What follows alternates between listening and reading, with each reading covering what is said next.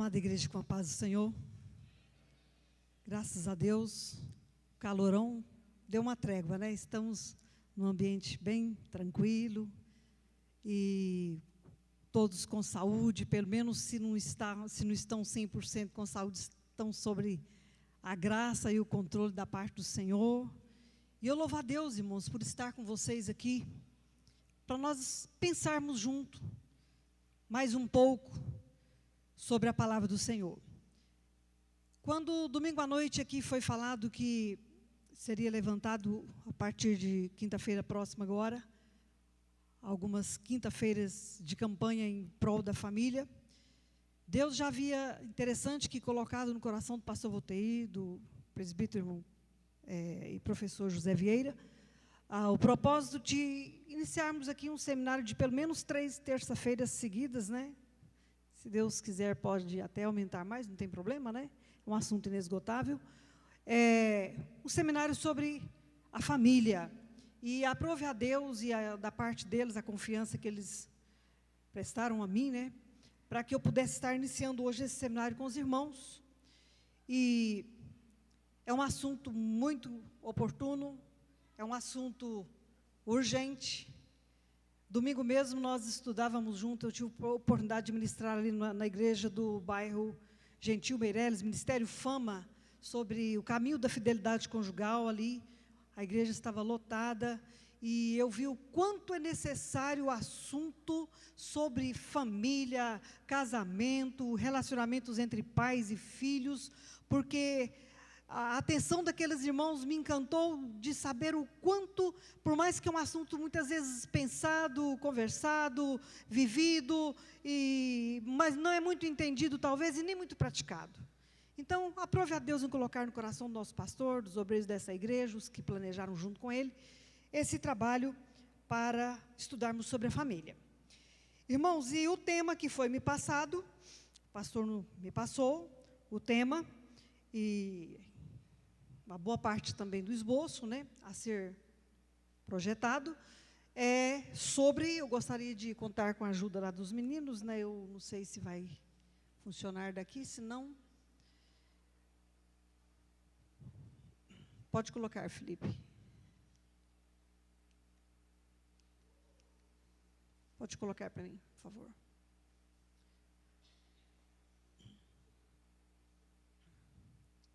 Famílias, o que, irmãos? Edificadas em Cristo. Amém, que é em Cristo. Famílias edificadas em Cristo. Antes de lermos partes dos salmos que embasam a nossa conversa dessa noite, que serão os salmos 127 e 128, salmos escritos por Salomão, tá?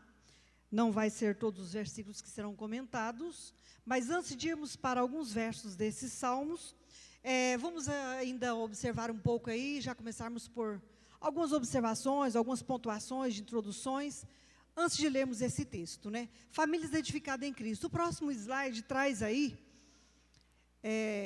alguns apontamentos, Felipe, pode passar, por favor? Irmãos, observe bem o tanto que é importante a questão da família.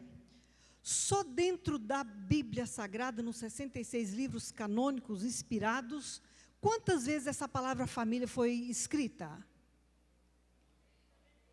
Quantas vezes?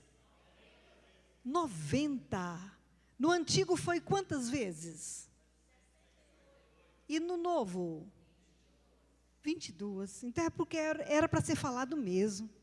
Era para ser meditado, pensado, e nós não ficaríamos como um barco sem rumo,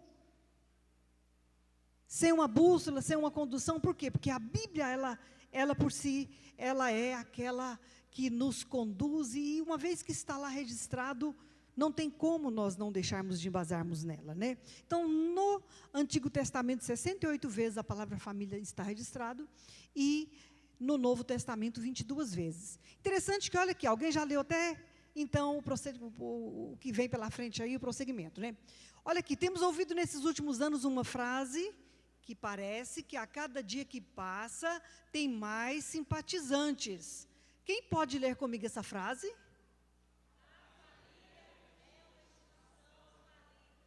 E diz que a cada dia mais simpatizantes, essa frase está tendo, irmã Andréia.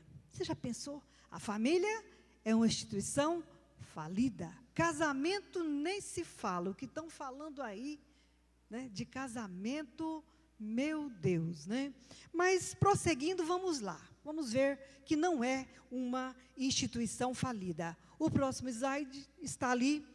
Olha, este é um conceito de família para a maioria das pessoas do mundo moderno. Quando se diz que a família é uma instituição falida, esse conceito não é um conceito de cristãos, de igreja, pessoas que estão aí, que fazem parte do corpo de Cristo. É um conceito de pessoas do mundo moderno. Mas não vamos esquecer de que nós, como cristãos, estamos no mundo moderno. Mas é o que o Senhor Jesus falou, nós estamos no mundo, mas não somos do mundo. Não foi isso? Jesus nem quis nos retirar do mundo, até então, até agora, nós que estamos aqui. Foi muito pelo contrário. Na sua última oração, na oração sacerdotal de João 17, ele orou por nós e ainda disse o seguinte: olha, Pai, não vos peço que os tire do mundo, mas que os livre do mal. Né? Nós estamos no mundo aqui, mas não somos daqui. Então, esse conceito não é para pessoas cristãs como nós. Não devemos conformar com essa ideia que a família é uma instituição que já faliu. E, de fato, essa instituição formada por Deus apresenta assustadoras estatísticas de sua desintegração. Se formos para o contexto geral de estatísticas, peguei só uma, até já, me parece que eu passei ela um dia aqui para os irmãos. Se formos para o contexto geral, acharíamos, se fôssemos para lá, acharíamos muito mais estatísticas estarrecedoras. Essa semana mesmo eu vi um noticiário de um menino, adolescente, 16 anos, que estuprou e matou a irmãzinha de 11, em um momento de alucinação de muita droga que ele havia usado. Já pensou a mãe desse garoto, a família desses meninos, né? Que coisa terrível. Observamos que está acontecendo, então, coisas que estão totalmente fora do controle, desintegrando e trazendo muitas frustrações e apresentando assustadoras estatísticas, e vamos ver pela frente o que vem. Olha lá, segundo estatísticas recentes, não tão mais recentes, cerca de quantos por cento dos adolescentes da FEBEM? 42%, quase a metade, são filhos de quem? Ferreira, verdade. Filhos de famílias evangélicas. E aí? Temos aqui uma pessoa da Polícia Civil, nosso presbítero José Vieira, que deve ver por aí coisas terríveis, né? No meio desses desajustes aí, desses adolescentes internos e outros na rua. Isso é só os que estão internos. Se fôssemos somar, então, contar com os adolescentes que estão na rua, filhos de famílias evangélicas, irmãos, eu tenho certeza que daria muito mais do que esses 42%. Filhos de pais evangélicos. Há 10 anos, 20 anos atrás, pastor Voltair, a gente não via falar muito disso, não. Não era bem assim, não. Aí eu fico perguntando, por que então mudou? Não era. E por que hoje é, pastor Rosiane? Por que os filhos de famílias evangélicas é que estão dando trabalho assim, estão indo para lá? Não era assim. E por que no passado não era? Pode me ajudar? Me ajuda a pensar. Hã?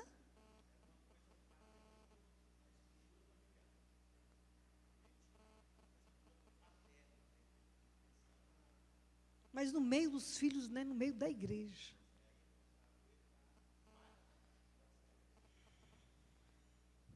E aí vem lá, ó, parece que esses dados revelam que alguma coisa, foi o que o pastor Voltaire falou, né? Está muito errado em nossas famílias e igrejas. Agora, não levando em conta que Satanás, ele tenta quem não é dele, né, não? Ele tenta. As famílias que estão lá no mundo, no controle dele, Está nem aí.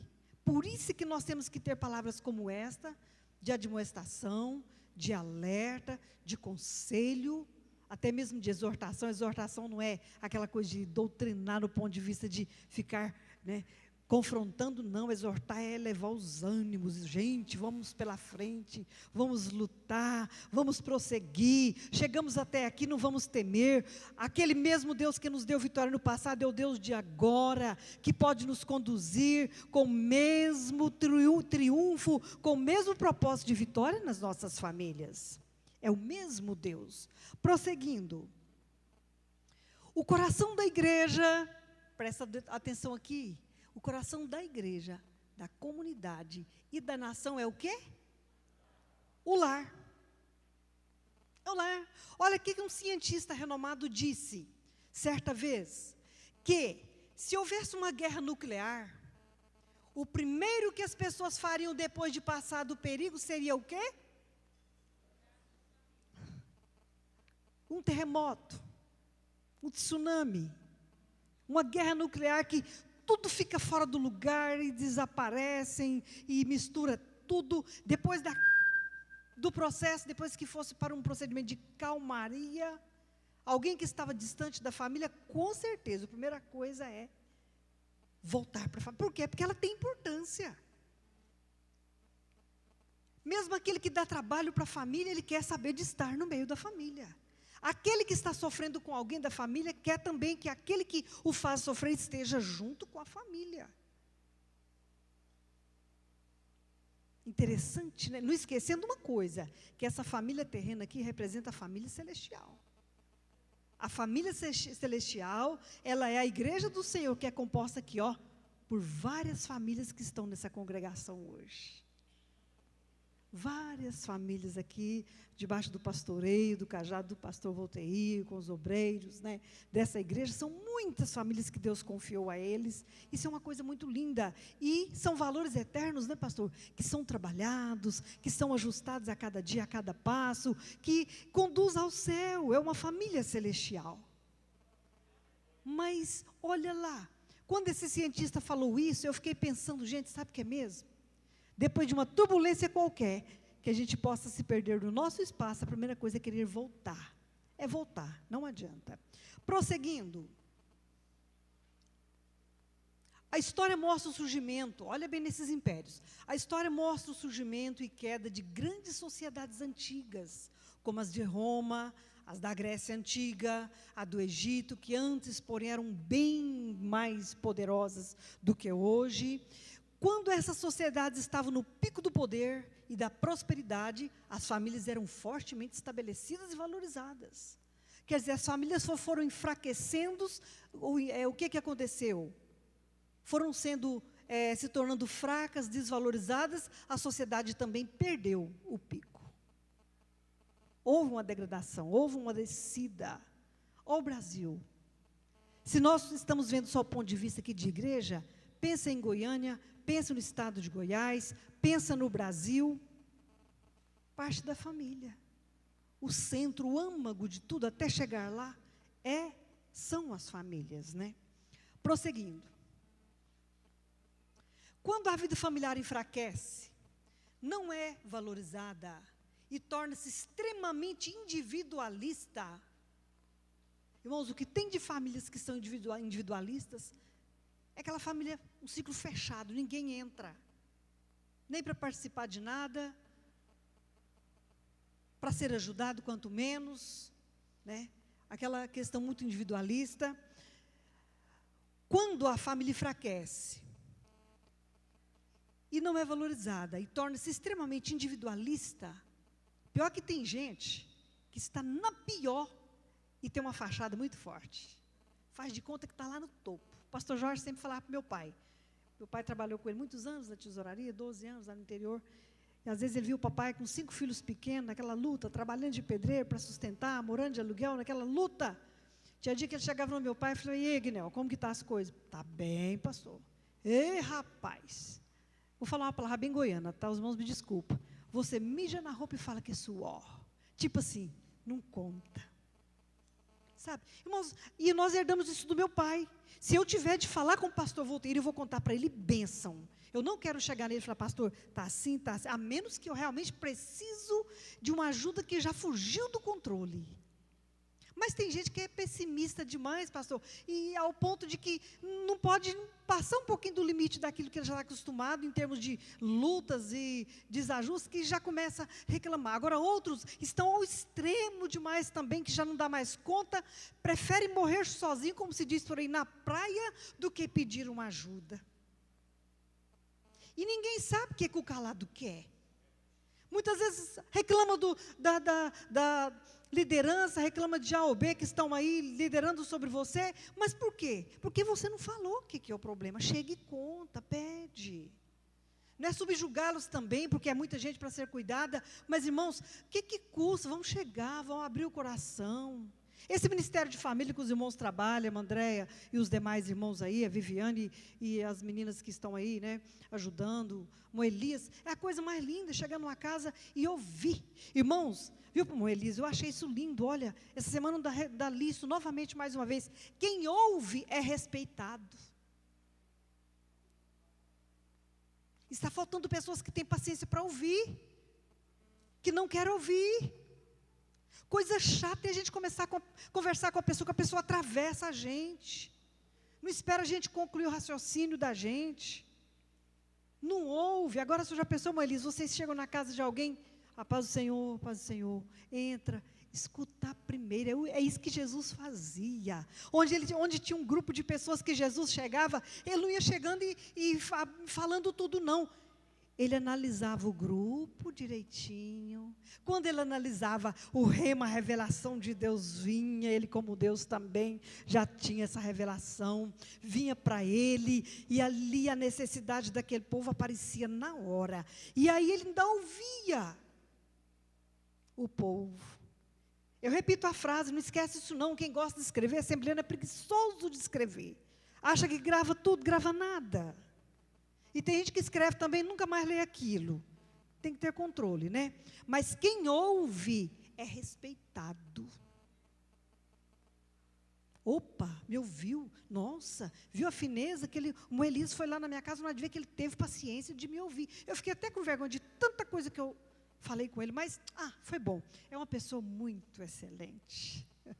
Merece o nosso respeito. É interessante. Então, quando a família se torna fraca, enfraquecida, individualista, a igreja e a sociedade começam a se deteriorar e fragmentar também, porque a família está vivendo de fachada, está arrebentada, esconde tudo e de todos. Aí vem para a igreja. Já pensou se 6 famílias daqui dessa forma, reunir-se aqui, totalmente de fachada, tudo desequilibrado, como que a igreja não vai ficar?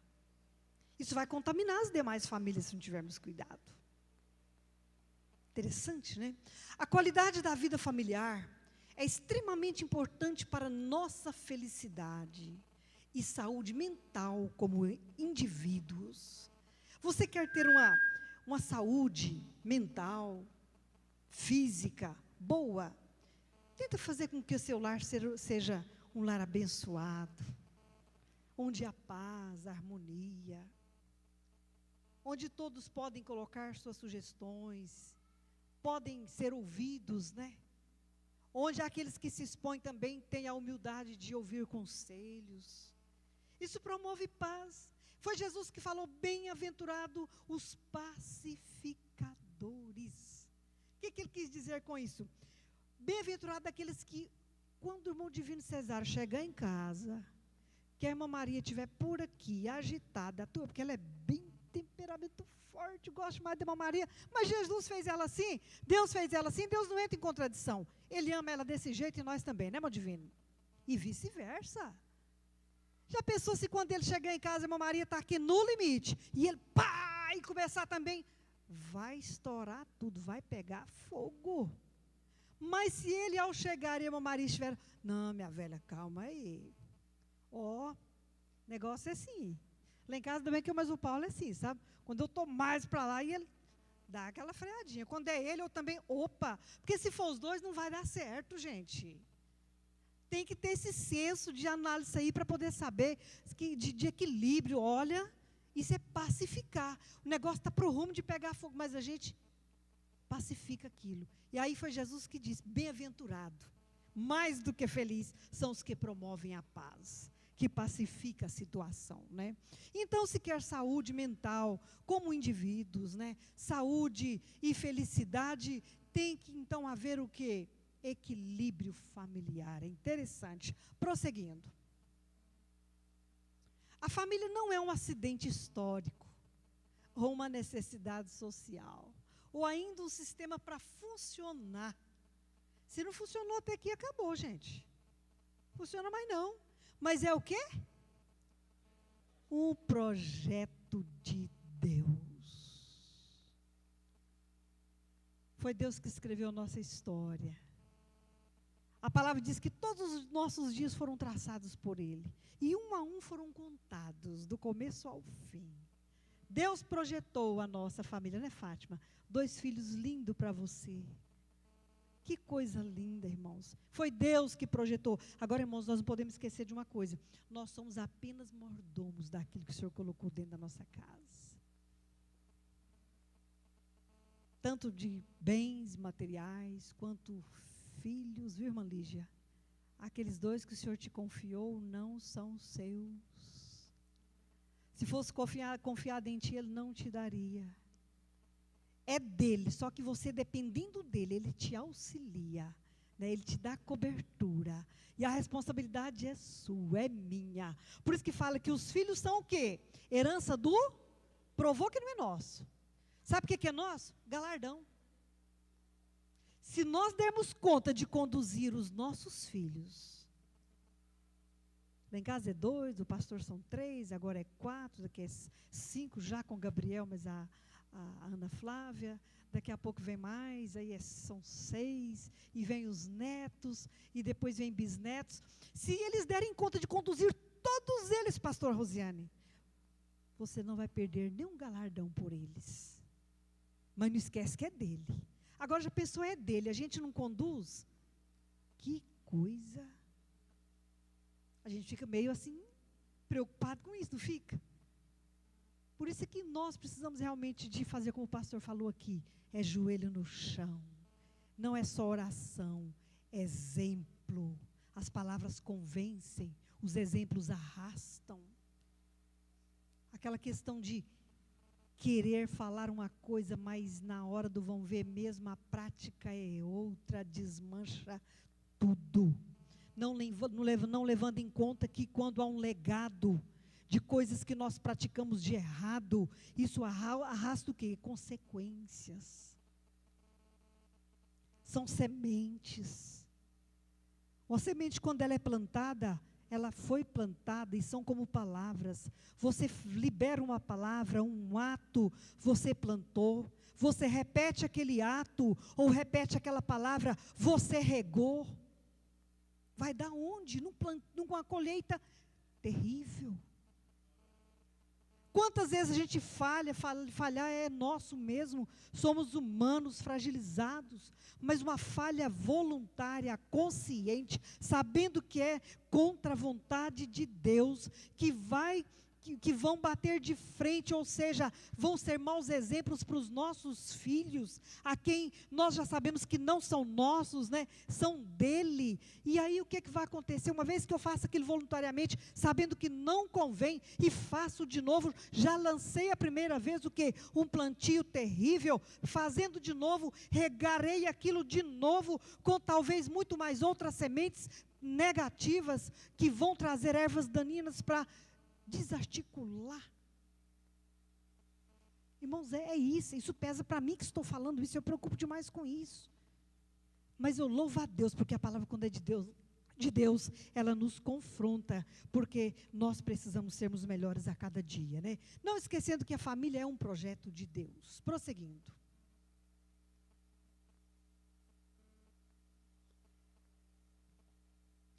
Muitos de nós não tivemos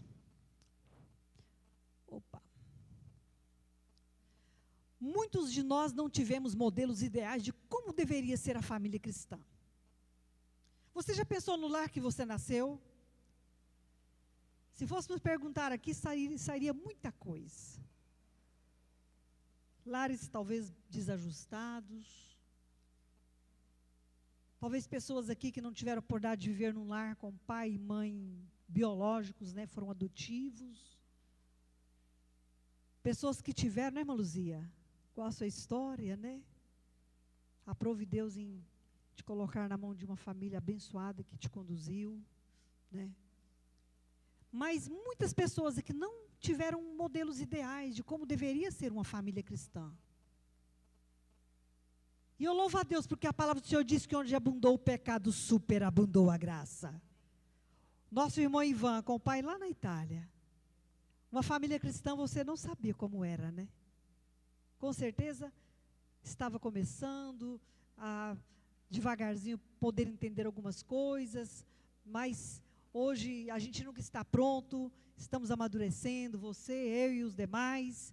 Mas aqueles que não tiveram, onde abundou o pecado, superabundou a graça. Mesmo dentro dos lares desajustados, a graça do Senhor te alcançou. Eu não sei que jeito que foi a sua conversão, o primeiro toque. Aquele momento que o Espírito Santo te tocou, aquela música que a gente cantava na igreja, né? Foi numa segunda, foi numa terça.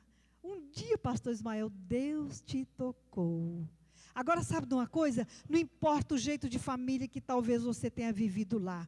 Importa que a graça do Senhor te alcançou e te trouxe hoje para uma família que uma vez que ela seja, então, aprendendo, ela possa aprender a ser modelada na palavra de Deus, hoje tudo pode ser diferente da agora para frente. Não importa se você não teve um modelo, hoje não tem desculpa não. Quem não viveu numa família ajustada e continua desajustado, criando filhos desajustados, significa o quê? Que não olha o manual, que é a palavra de Deus, palavra de Deus. E se olha, não vive, não pratica.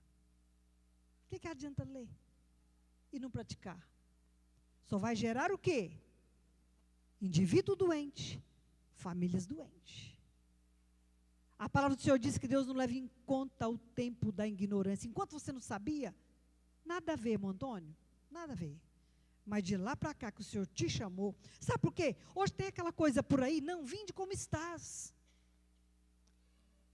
Jesus falou mesmo, vinde como estás. Mas não parou aí não, irmãos. A porta é estreita. Aí depois Jesus pega e fala o quê? Quem quiser vir após mim, ele na frente, tem que fazer o que primeiro? Orar, ser discipulado só, negue-se a si mesmo. Essa semana eu estava ouvindo um pastor dizer o seguinte, numa ministração. Contra Satanás, você tem poder e audácia e autoridade da parte de Deus, de mandar ele se retirar, sai em nome de Jesus e pronto, aqui não é seu lugar. Agora, contra a carne você não pode, não. Contra a carne você não manda sair, não. Você tem que fugir. Satanás, você manda ele fugir, mas carne, é você que tem que fugir. É o inimigo número 1 nosso, não é Satanás, é carne. Aí fala de renunciar, gente. Aí Jesus não falou, só vinde como está e fica como está e pronto, e atrapalha o resto, não. Jesus falou o quê? Vinde como está. Chegou? Opa, a coisa que agora é outra. Se quiser ficar, se for para ir para o céu, tem que mudar mesmo. Não dá para ficar aqui e fazendo como foi falado para os fariseus, não. Um pouquinho de fermento levé do resto. O que é que Jesus mandou então? Nega-se a si mesmo. Tome a sua cruz de vez em quando. Cruz é renúncia, gente. Não é marido não crente, não é filho rebelde, não. É eu também, é renúncia. É o que eu sempre falo, irmã Lígia, é fácil você vencer uma outra pessoa. Quer ver você vencer você. Fala, opa, Lígia, fica aqui no seu canto. Negócio, agora você já me testemunhou uma vez, né, num pé de conversa. Fica no seu canto, que esse negócio para você não é aquilo, não, é esse. É outra coisa. Mas glória a Jesus mesmo, que Ele está conosco para nos dar a vitória. Então a Bíblia é a forma escolhida por Deus para transmitir sua vontade às nossas famílias. Ela é um manual. Interessante, quem fabricou a geladeira que nós usamos, todos nós temos aqui, vou pegar a geladeira porque todo mundo tem. Ele elaborou o manual. Porque se ela viesse a dar problema, poderíamos recorrer ao manual. Deus projetou a família? Sim ou não? E fez o manual. Aí fica com problema, sabe por quê? Nós temos preguiça de ler o manual, não tem? Quer comprar qualquer aparelho eletrônico aí, desses mais sofisticados, vai funcionando aqui, mexendo, né? Uma palavra estranha. Vai mexendo aqui até dar um problema, mas tem preguiça de olhar o manual. É o nosso caso com família. O projeto é de Deus, Ele projetou, fabricou, deu o manual. Agora, se quiser resolver problema, tem que olhar o manual e seguir as regrinhas que estão lá, porque senão não vai adiantar nada, né? Prosseguindo. Aí vem o texto do Salmo 127. Se o Senhor não edificar a casa, em vão. Se o Senhor...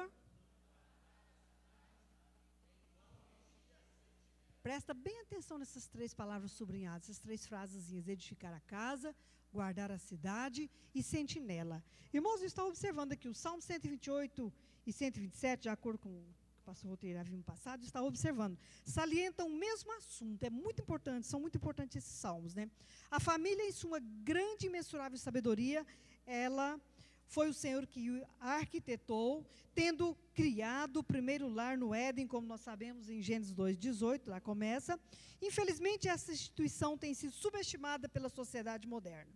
Os lares estão enfraquecidos, suas bases estão ruindo. Analisando os salmos, que servem de texto como esse, base para este estudo, nós veremos aí que é necessário, o que é necessário para que a família esteja edificada sobre a rocha.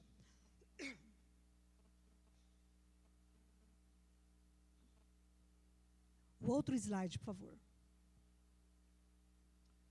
O primeiro tópico, para nós discorrermos ainda. Vamos ler, irmãos?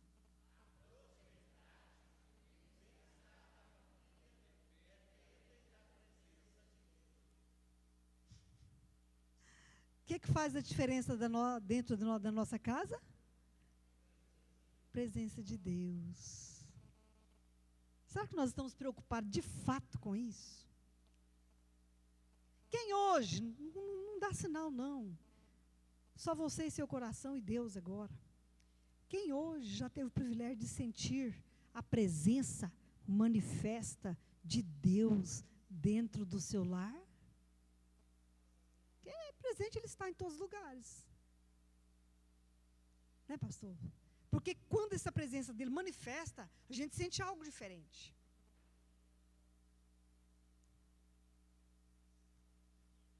Tem gente que não valoriza isso. Passa o dia inteirinho sem dar glória a Deus, sem sentir essa presença. Só que não é assim, ó, automático assim, ó. Não. Jesus, Ele é muito educado. O Espírito Santo é tremendo, Ele é muito sensível.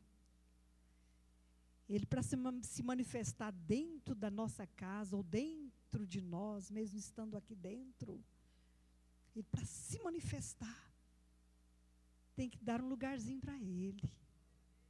Ele tem que achar um espaço. Ele tem que se sentir valorizado. Quem não sentiu hoje lá dentro da sua casa ainda, chega lá, procura. Tira um tempinho com Ele. Eu não perco tempo não, irmãos. Tem hora que não dá tempo nem de ajoelhar ou de ir para o quarto, não. Estou lá na pia, lavando vasilha, fazendo comida naquela correria. E eu começo a glorificar, mesmo em silêncio. E ali, muitas vezes, eu transbordo em línguas e sinto aquela coisa que queima. É como os discípulos no caminho de Emaús disse, né? E por acaso, enquanto Ele nos falava, o nosso coração não queimava. Quem que já sentiu a presença de Deus sabe o que eu estou falando, gente. O duro é você levantar cedo, parte para a correria, fez tudo que Deus te concedeu de fazer hoje, e você hoje passou o dia inteiro sem sentir a presença dEle. Sabia que Ele estava lá, sabia que Ele está com você, e não curtiu nem um minuto da presença dEle. Não perde tempo não, irmãos. Quem tem coragem de fazer isso hoje ainda, mesmo que já fizeram? Quem tem? Quem tem coragem de querer sentir a presença manifesta de Deus dentro da sua casa? Que seja na hora de deitar, leia a palavra, peça o Espírito Santo para falar com você. Espírito Santo, eu não estou querendo te pedir nada, só quero a sua presença, manifesta a mim. Manifesta, me faça sentir algo diferente. Faz isso hoje ainda, irmãos. Talvez é a sua última oportunidade hoje, a gente não sabe. Então a prosperidade e o bem-estar da família dependem da presença de Deus. Eu podia parar por aqui, que já teria falado tudo que nós precisamos. Mas vamos lá, vamos concluir. Prosseguindo. O Salmo 127 revela que a presença, proteção, direção de Deus são necessidades constantes no lar. Irmãos, não tem jeito, ó, sem presença, sem proteção, sem direção. A gente só faz bobagem.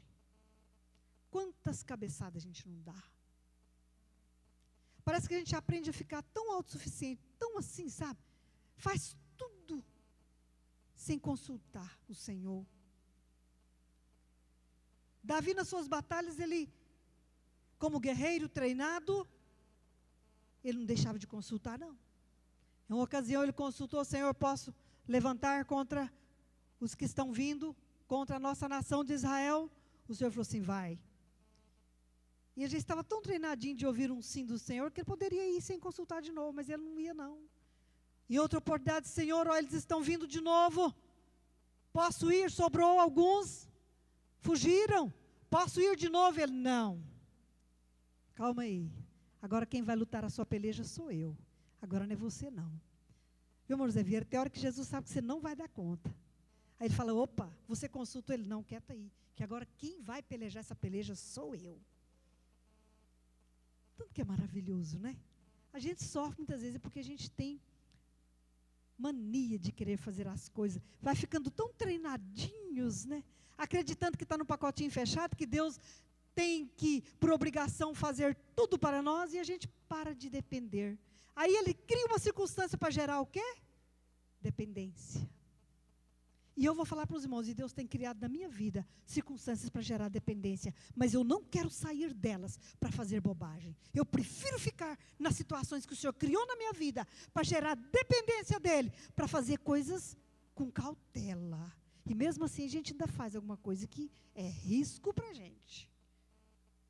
Se você ficar muito autossuficiente, pensando que está tudo já prontinho, que você já está pronto para resolver sozinho, cuidado que o Senhor vai permitir algo mais sério para gerar dependência, porque Ele quer que você dependa totalmente dEle. Interessante, né? Como pais, temos nos preocupado com a educação dos filhos, com o futuro, profissão deles, provisão diária, com a saúde, o bem-estar da família. É normal, irmãos. Como pais, nós fazemos tudo isso. Mas aí, ó, tudo isso é importante para o lar ser saudável e próspero. Porém, nunca devemos nos esquecer de que nosso lar depende de quê? Da presença de Deus. Jesus foi que disse no último conselho que Ele deu para os discípulos antes de subir. Ele falou: sem mim. Pronto. Prossegue. Próximo slide. Quando Deus está no comando do lar, todas as coisas caminham bem. Amém. O bem-estar da sociedade, o sucesso da igreja e a prosperidade da nação dependem das influências dos lares. Muita verdade. Prossegue. Olha o primeiro ponto desse tópico. A casa é edificada. Está no verso 1. Se o Senhor não edificar a casa, então a casa é edificada. A parte A do versículo. A casa solidamente edificada tem vida espiritual. A casa que é solidamente edificada, ela tem vida espiritual abundante, que mesmo nas vicissitudes permanece firme. Já pensou na vida do irmão Silas, da irmã Patrícia, com essa luta que eles estão passando ultimamente pela perca de uma pessoa que amava tanto, outros aqui estão convivendo com isso. Isso é para nós mesmos, infelizmente. Mas já pensou, haja o que houver, venha o que vier. Se houver o quê? Se esta casa, esta família, solidamente for edificada, ela terá vida espiritual abundante, mesmo com todas as situações que vêm, permanece o quê? Firme, haja o que houver. Não foi o que Jó falou? Ainda que ele me mate, nele eu confiarei. Haja o que houver, né? A vida de vitória, porque o alicerce é o próprio Jesus. Então, haverá vitória, porque o alicerce é o próprio. Irmão, só teremos a sociedade estruturada e a igreja fortalecida se a família estiver o quê? Então, significa que se a igreja não está forte, a sociedade também não. Aonde que está o erro? Famílias desajustadas. É por isso que esse seminário está acontecendo. É por isso que essas campanhas irão acontecer. Por quê? Para haver ajustes, para a igreja ficar mais forte. E para a sociedade também ficar mais fortalecida através da igreja, né? Prossegue. B, a cidade é protegida. Está no versículo ainda 1. Se o Senhor não guardar a cidade, em vão vigia a sentinela. Para que uma cidade fosse bem guardada nos tempos bíblicos, precisava o quê?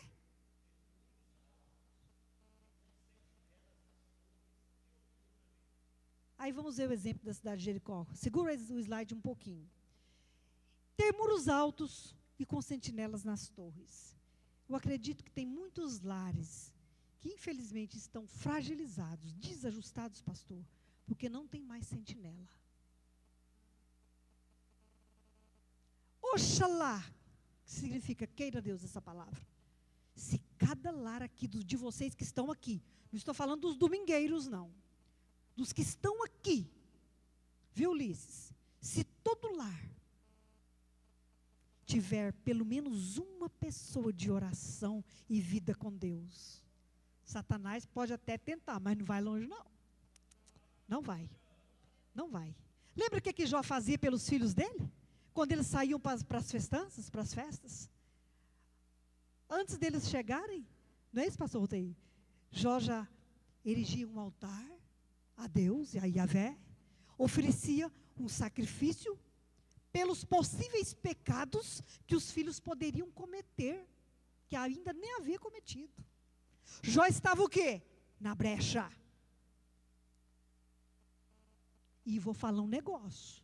Se você não está sendo isso que precisa ser no seu lar, se foi você que Deus chamou, Edivaldo,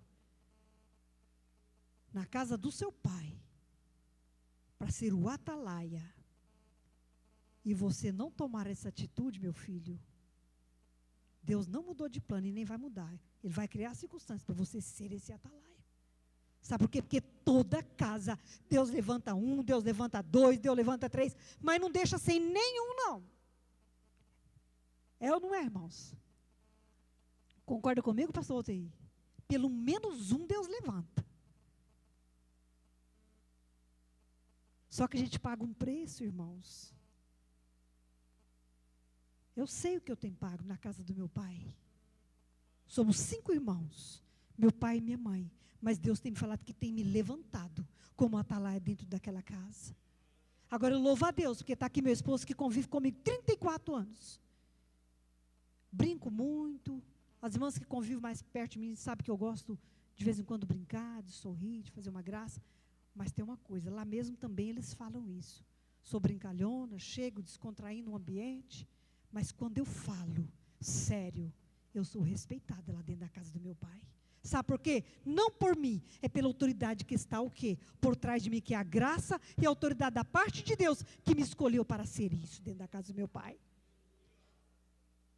Não me orgulho disso, muito menos. Eu tenho que humilhar e pedir força ao Senhor para prosseguir, para não ser um mau exemplo nunca. Porque, ai de mim, muitos sobrinhos, né? Aí vem vindo os netos de cada um dos meus irmãos que nasceram e estão nascendo, a família só crescendo. E aí? E um mau exemplo meu, como que não fica? Mas vale a pena pagar um preço, sabe por quê? A gente um sentimento de dever cumprido e sabendo que é valores eternos, que perdurará para a eternidade, Jesus merece muito mais, porque pelo que Ele tem feito por mim, o que eu estou fazendo não é nada ainda. Ele fez muito mais. Se foi você que Deus levantou, toma posição. Se foi alguém da sua família que Deus levantou, ombria com essa pessoa. Sabe por quê? Tem que haver um sentinela, um que esteja na torre, um que esteja de vigia. Mente ligada, antena ligada. Observando longe as artimanhas de Satanás. De onde que estão abrindo brechas. Por onde ele vai começar agora. A gente tem que estar observando, rondando. A função da mulher, o primeiro título que a mulher ganhou foi de ser uma auxiliadora. Lá em Gênesis 2:18, no hebraico fala. O que é isso? Aquela que está rondando. Nós mulheres temos obrigação de ser isto na nossa casa. Agora, se um homem, um obreiro, um líder, um pai de família, não tem uma esposa que ronda, sensibilizada por Deus, em comunhão com Deus, que esteja na brecha, como que vai ficar esse lar, meu Deus? Lá fala, é a mulher sábia. Não estou tirando a responsabilidade dos varões, dos homens que estão aqui, não. Mas nós, mulheres, somos responsáveis. Foi para nós que Deus primeiramente falou que seríamos o quê? Responsáveis por esta área, para se colocar na brecha, na oração, no equilíbrio, no exemplo. Irmãos, e não tem como, lá que tem uma mulher que equilibra, que seja essa que, seja aquela que esteja também na sentinela, se o marido não puder ou não tiver condição, eu duvido que Satanás destrói esse lar. Porque Satanás, eu repito sempre, odeia uma mulher determinada em Cristo Jesus. Prossegue. A cidade de Jericó, vamos pensar só nessa cidade de muros altos e com sentinela. Aí, um modelozinho ainda meio antigo, não bem daquela época da derrubada dos muros, né? A cidade de Jericó, prossegue.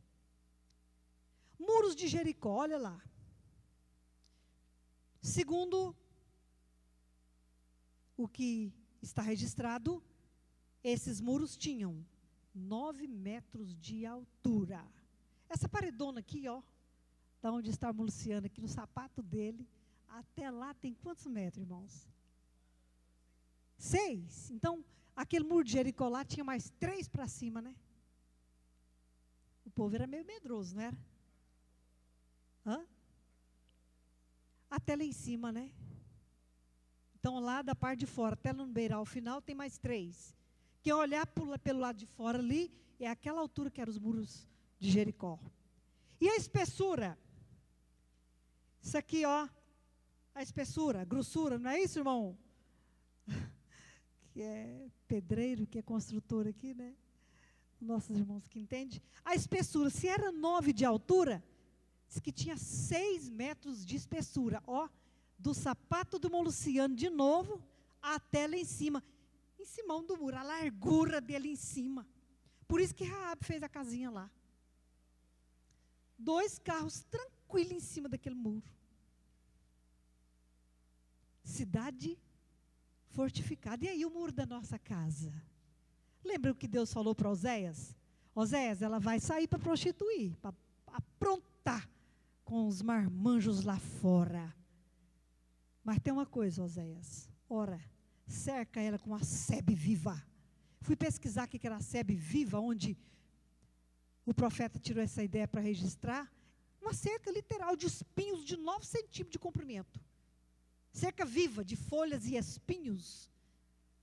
Aí Deus falou para Oséias, cerca ela com a sebe viva. Tipo assim, peça anjos para cercar ela. Eu quero ver marmanjo chegar. Eu quero ver ela pular cerca. Foi.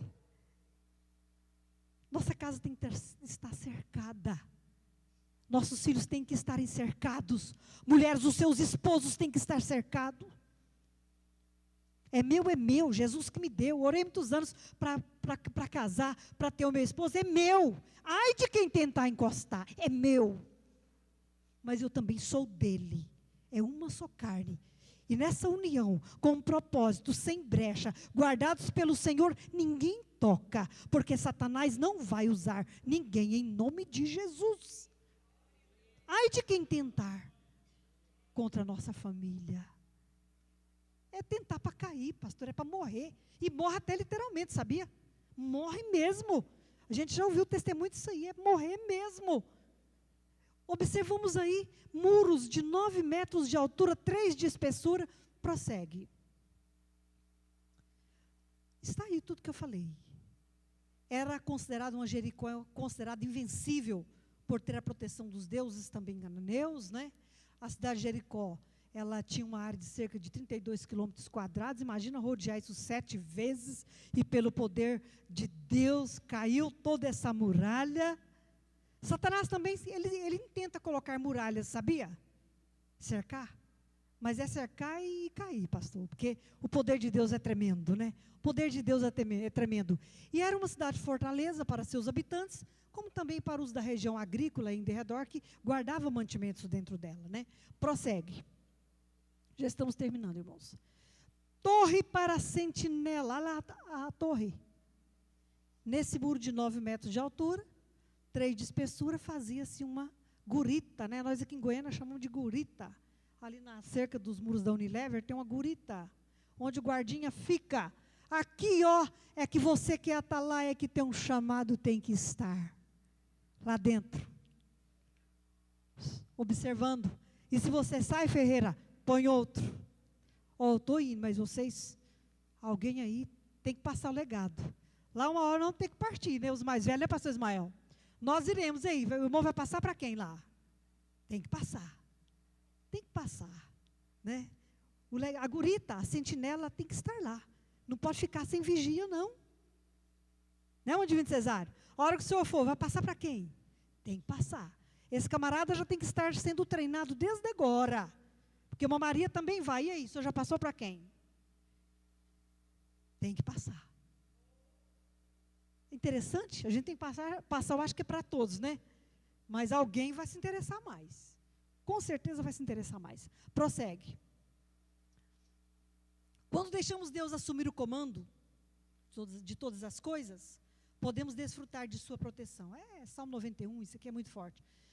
Se tentarmos fazer algumas coisas com nossas próprias forças, sem a bênção, a orientação do Senhor, será o quê? Inútil. Esse é o sentido do verso 2. Inútil será levantar de madrugada, deitar tarde, né? Se não for o Senhor, vai perder tempo. Prossegue. Próximo slide. A letra C, para terminar esse tópico, e o sustento é provido. No verso 3b, o lar de Betânia era amado por Jesus, porque os 3 irmãos eram fiéis a ele. Era um lar agradável, hospitaleiro, e eu já descobri isso mesmo, sabe? O lar, quando a gente está dando lugar para ele, que a presença dele é solicitada, é uma presença que é notada, e a gente tira tempo para curtir essa presença, ele gosta de estar mesmo. Ele quer estar, sim, com certeza. O sucesso de muitos lares cristãos, como o de Mônica, mãe de Agostinho, e de Susana Wesley, que o pastor Juscelino falou domingo, mãe de John Wesley, esse sucesso só aconteceu porque eram lares comprometidos com Deus. Mônica foi a mãe de Agostinho. Mônica, todas as drogarias, as redes de farmácia por aí, Santa Mônica, tem esse nome por causa dessa Mônica. Ela viveu no norte da África por volta dos anos 331 depois de Cristo. Era uma mulher cristã, autêntica, e quando Agostinho foi crescendo, alcançou a adolescência por volta dos seus 16 anos, marido de Mônica, ele era um homem alcoólatra, adúltero, perdido, e Mônica era uma mulher cristã. E aquele pai levou logo aquele menino novo, bem na sua adolescência ainda para o prostíbulo, era a cultura de lá, cultura até de Goiás há pouco tempo, e por aí afora. O pai levar o menino, o garotinho, para o prostíbulo para testar, ver se é homem mesmo, né? Por que não leva a filha mulher? Leva o filho homem, né? Estranho, né? Que cultura.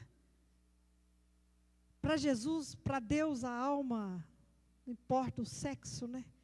Que pais desprovidos de conhecimento e comprometimento com Deus, levou o Agostinho para o prostíbulo, a mãe crente, orando, e aquele filho envolveu com uma prostituta. Já contei essa história aqui uma vez. Na época não tinha DNA, uma das mulheres, ou seja, aquela a quem ele apaixonou, engravidou, supostamente que fosse dele, ele acreditou, e ele falou para a mãe, agora pronto, vai nascer um filho, eu vou ter um filho, eu tenho que assumir, e assim por diante a história foi, vou resumir. Aquela mãe então fez um propósito de oração, de ir ao templo, todos os dias às 3h, orar por Agostinho. Ela não aceitava. Olha quem estava na gurita, quem estava na sentinela. Não aceito. O pai levou, o pai é assim, mas não, aqui não. A herança é do Senhor, mas o galardão é meu, não vou perder essa. 15 anos, irmão Antônio, 3h, todos os dias, Mônica estava na igreja, orando por Agostinho. Formou em advocacia, não quis exercer a profissão, e com caso com aquela mulher e tudo, não casou, mas estava naquela pendência. E lá um dia ele, oração lá para cima, né? E Deus entrando com providência, né? É resultado de oração. E aí aquele moço resolveu ir embora da África.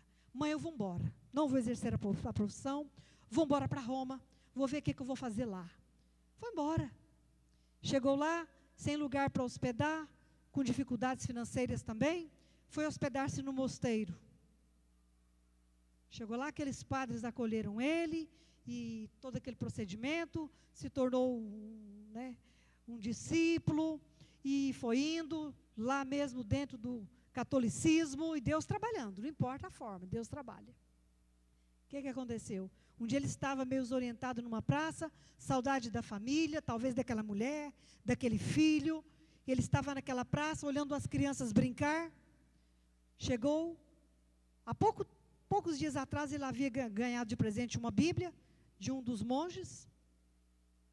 E ele tinha levado aquela Bíblia para o banco da praça, sentado lá, vendo as crianças brincar. Enquanto ele estava prestando atenção nas crianças, uma voz falou forte: pega e lê. Ele falou, mas pegar e ler? Só pode ser a Bíblia, está aqui fechada, né? Ele olhou as crianças, olhou, não era ninguém delas que havia falado. Pega e lê. Olha aqui onde ele abriu. Olha Deus trabalhando. Romanos capítulo 13, versos 13 e 14. Olha o que era a vida dele antes.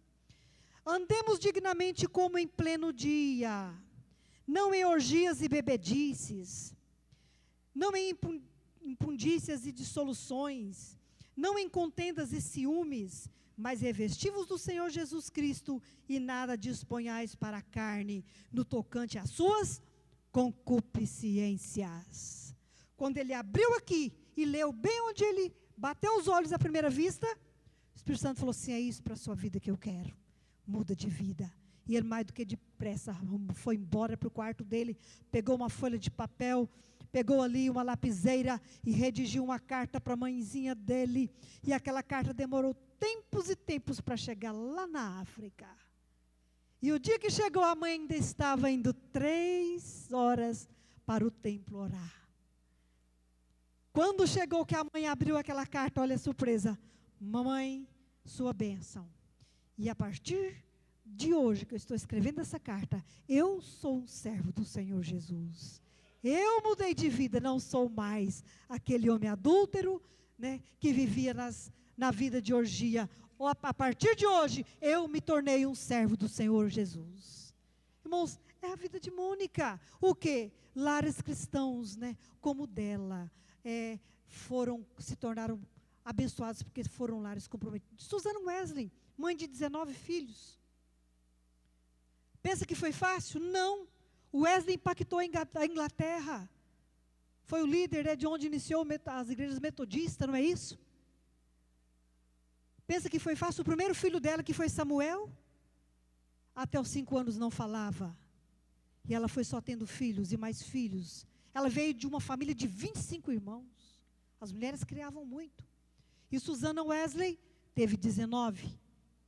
No final das contas, mesmo com toda a devoção dela, com toda luta, porque foi uma mulher que decidiu, mesmo tendo 19 filhos, a líder da casa, toda dificuldade, ela decidiu tirar 2 horas por dia a sós com Deus. Pastor, ela podia estar fazendo, segundo a biografia dela conta, ela podia estar fazendo o que fosse na hora. Quando o relógio despertava, que chamava ela, ela largava e entrava naquele aposento para estar na presença do Senhor 2 horas a sós com o Senhor. E mesmo assim, ela perdeu 9 filhos, morreram. E ela ficou com 10, mas ela não mudou de atitude. Por isso é que aconteceu, né? A vitória. E os wesleyanos, eles impactaram a Inglaterra e muitos outros países, né? Tudo pela graça e a misericórdia que Deus deu para a mãe daquela família. O sustento a que o salmista se refere no verso 3 não é só o alimento, irmãos, mas todas as nossas necessidades diárias, né? É o Senhor que sustenta. Prosseguindo para encerrarmos aí. Próximo slide. Nosso comprometimento com Deus resulta-se em bênção para a família. É um resumo, né? Uma repetição, uma recapitulação. Quanto mais comprometimento, mais bênção. Prossegue. Prossegue. Quando tememos a Deus e guardamos sua palavra, podemos usufruir das promessas destacadas pelo salmista dos Salmos em estudo. Tem promessas? Tem. Mas não esqueça que promessas não caem do céu automaticamente. Tem que haver obediência, né? Prossegue.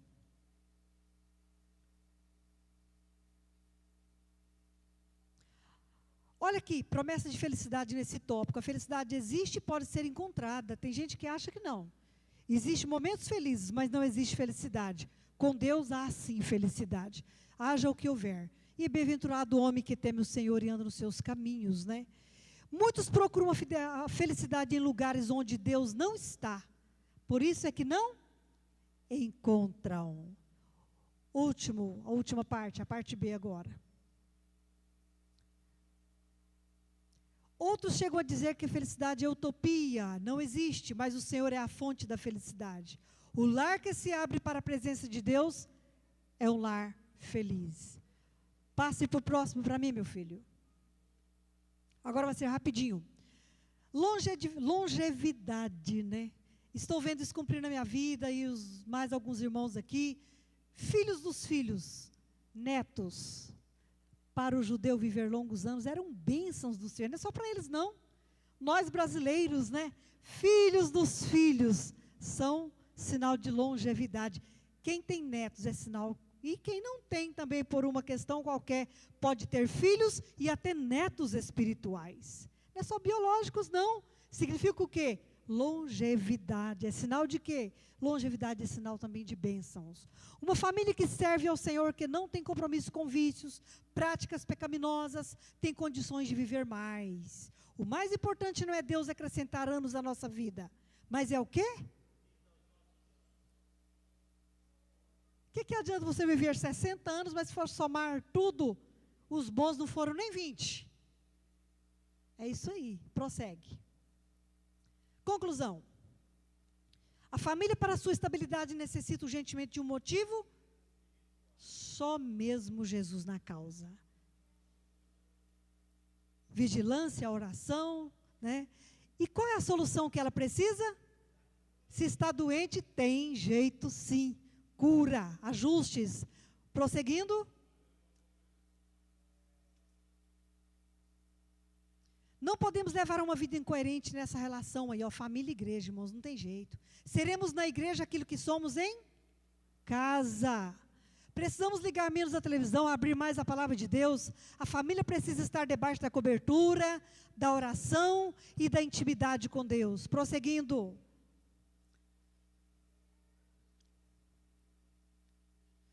Nossas casas não precisam disso aí. Tem casa que a gente chega e está enfeitada até demais.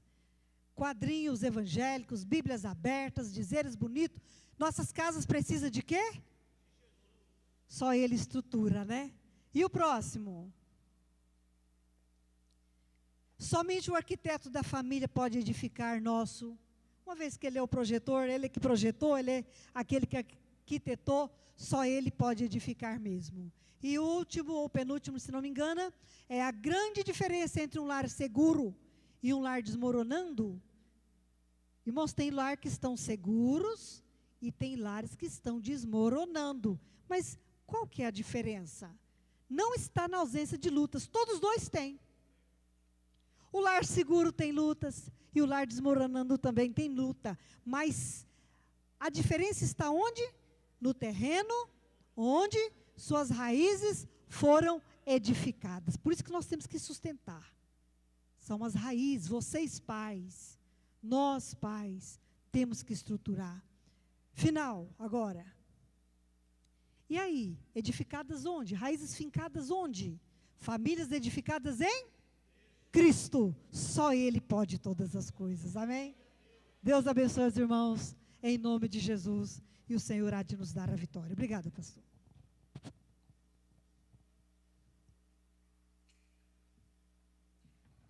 Vamos orar, irmãos. Feche os olhos, baixe a fronte aí. Senhor Deus, que maravilha ouvir essa palavra, Senhor.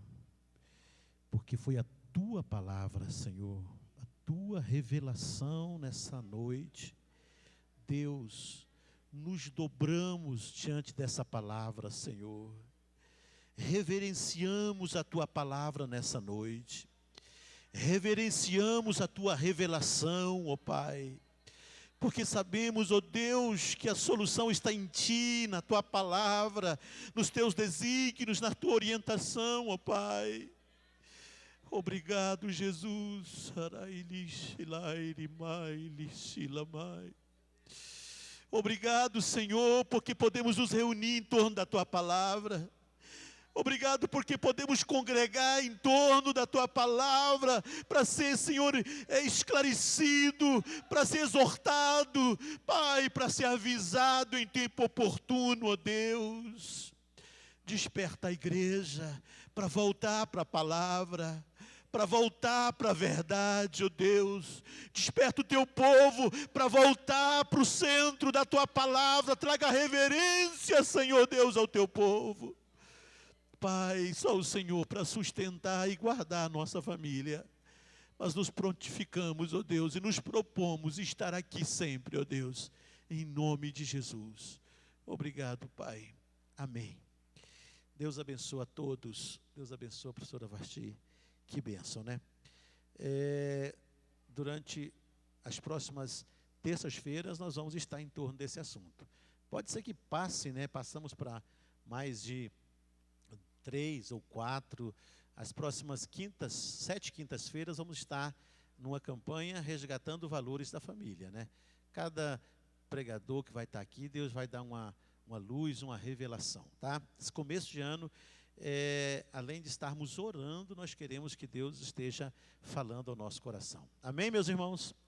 Podem recolher a oferta, os irmãos vão recolher a oferta, e depois nós vamos orar para fechar o culto nessa noite. Enquanto a oferta está sendo recolhida, meus irmãos, eu queria que você prestasse atenção aqui todos. Amém? Amanhã, viu, irmãos? Amanhã, olha aqui, gente. Amanhã nós vamos para a sede, tá? O nosso ministério está em festa, 54 anos. Amanhã vai estar pregando lá o pastor Sinomar. E é o dia da nossa região. Eu queria que os irmãos fossem. Faça um esforço. Os cultos estão bem dinâmicos, não está demorando muito, porque eles estão numa série de vários dias, né? 2 semanas. Então, Deus tem abençoado muito. Pastor Sinomar é uma bênção. Quem não ouviu ele ainda, compensa ir amanhã. Então, não chega tarde, tá? Eu quero te ver lá, tá? Esse princípio de obediência vai ser uma bênção, tá? Eu sei que tem muitos, eu não gosto de sair da minha igreja. Não, irmão, faça um esforço. Quero te ver lá amanhã, tá bom? Em nome de Jesus.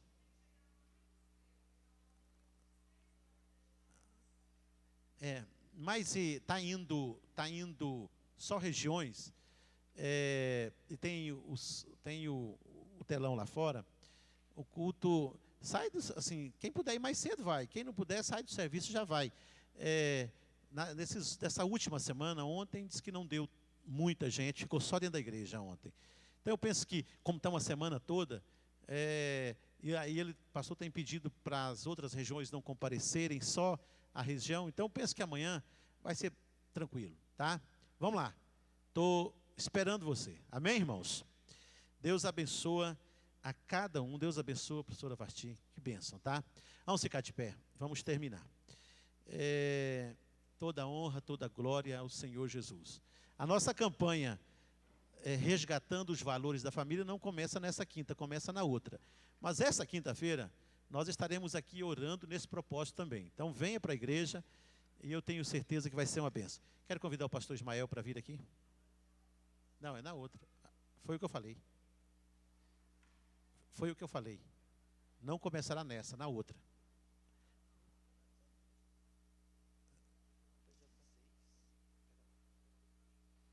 É dia 26 que vai começar, irmãos, perdão.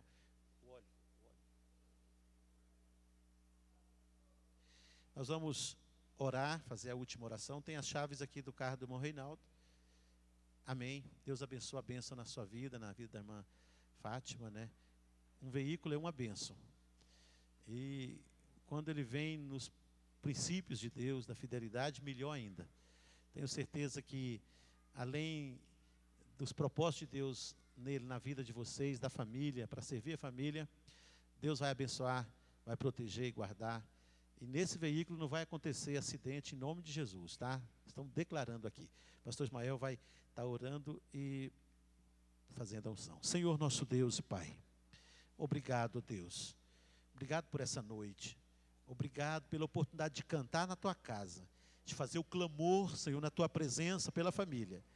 E obrigado por ouvir essa palavra, porque foi a tua palavra, Pai. E eu me dobro diante da tua palavra, Senhor. Eu aceito o confronto dela para minha casa, para minha vida, e te peço, Pai, onde eu tenho falhado como pai, como sacerdote, Senhor, eu quero, Senhor, consertar, eu quero fazer de novo, eu quero segunda oportunidade. Eu sei que esse é o propósito da igreja que está aqui nessa noite, Pai. Porque o Senhor é grande, o Senhor é poderoso. Enquanto a igreja está aqui, é tempo de resgate, ó Deus. Nós estamos no ano do resgate. Resgata, Senhor, os princípios da tua palavra, o princípio do sacerdócio. Senhor Deus, como foi falado aqui dos pais, da mãe, dos filhos, ó Pai. Eu abençoo a igreja nessa noite. Todas as famílias que estão representadas aqui nessa noite. E aquelas que não puderam vir, ou não estão vindo na terça-feira, o Senhor vai despertar. O Senhor vai tocar nos corações, ó Deus, porque essas reuniões de terça-feira vamos fazê-la para fortalecer a família, porque esse é o teu propósito, Pai, em nome do Senhor Jesus. Amém. Que a bênção de Deus e a graça do Senhor esteja sobre todos vocês. Eu declaro a bênção do Senhor sobre a sua família e a sua casa. Amém? Vão na paz, vão na graça, está terminado em nome de Jesus.